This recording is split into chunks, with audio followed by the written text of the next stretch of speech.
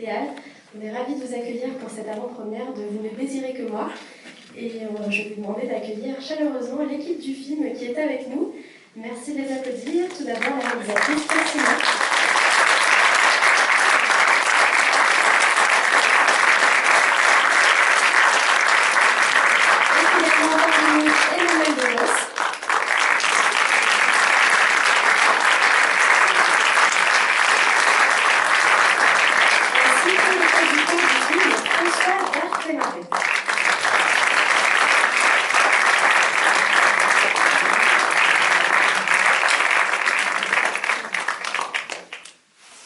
Bonsoir, merci d'être avec nous ce soir.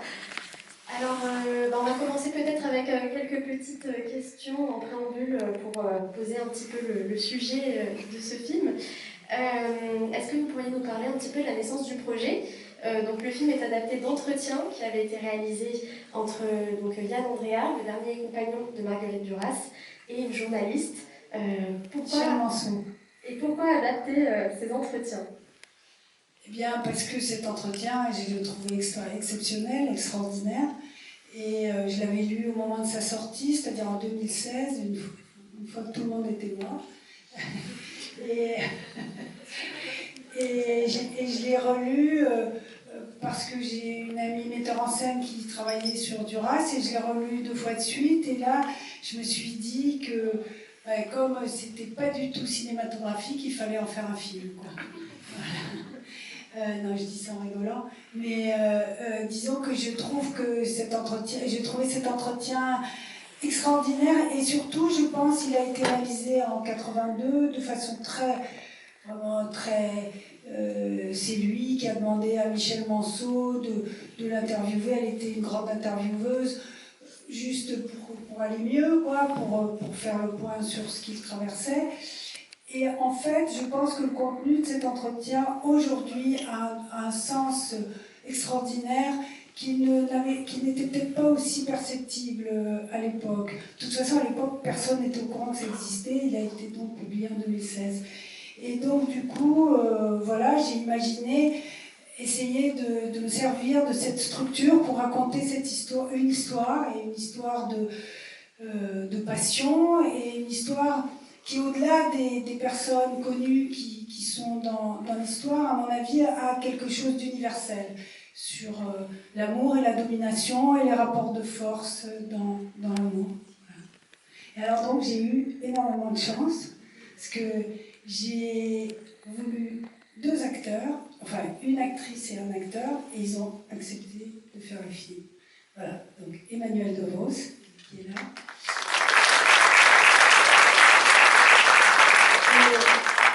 J'attendais depuis très longtemps de pouvoir lui proposer de tourner avec moi, et voilà, elle a fait, vous allez voir, elle est absolument sidérante. Et Swan Arlo, qui ce soir n'est pas là, mais d'habitude il vient souvent.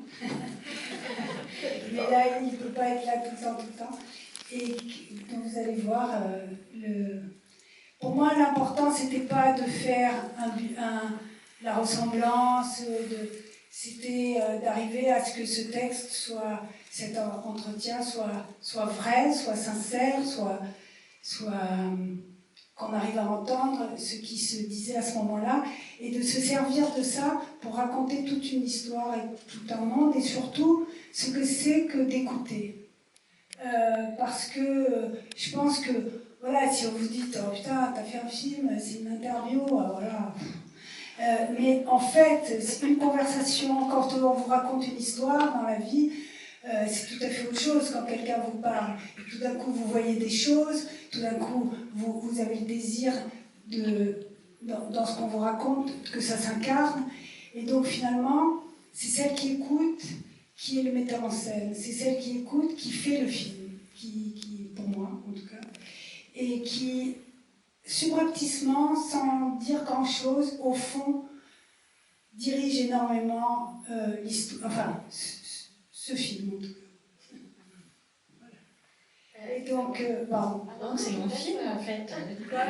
Oui, c'est ton film, voilà.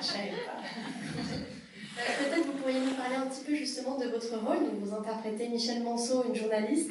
Effectivement, vous êtes dans un rôle d'écoute, donc effectivement, c'est pas forcément ce qu'il y a de plus évident à représenter au cinéma. Comment vous vous y êtes préparé et comment s'est passé le tournage? Vous avez fait de grands plans séquences, n'est-ce pas? Ah oui, on faisait des plans séquences de 45 minutes. Ouais. Et Claire, ce qui est toujours, enfin voilà, c'est son talent, passer de l'un à l'autre au fil de son inspiration. Et c'était un tournage assez rapide. Non, moi j'étais ravie que Claire me propose un rôle que j'ai toujours voulu jouer, c'est-à-dire un rôle pratiquement pas muet, et que je trouve que je pensais ça, que d'écouter c'est plus dur que de parler. Et c'était un peu un challenge, mais comme je l'ai souvent dit, quoi, écouter Swan, c'est pas comme écouter Tartampion.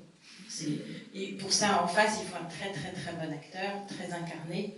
Parce que sinon, ça se voit sur votre visage que vous nous ennuyez. Et je pense qu'on avait fait un très bon duo, pas comique, mais un très bon duo. Quoique, c'est drôle par moments. Peut-être comique, peut-être comique. Oui, il y a des moments où j'entendais dans la salle des gens rire. Et voilà, c'était un tournage très étonnant. On fait des plans séquences de 45 minutes, c'est pas tous les jours. C'était voilà, une tension, c'était formidable. Et donc peut-être on pourrait vous présenter les quelques membres de l'équipe qui sont là, justement. La directrice photo Céline Boson et Nathalie Vidal. C'est une équipe en projection à Paris. Nathalie Vidal, allez, venez. Nathalie, Céline qui a fait la lumière, voilà. Kevin qui travaille à la production. Voilà. Vous allez voir l'or et le bleu qu'a mis Céline sur l'image, comme vous pouvez le voir déjà là. Voilà.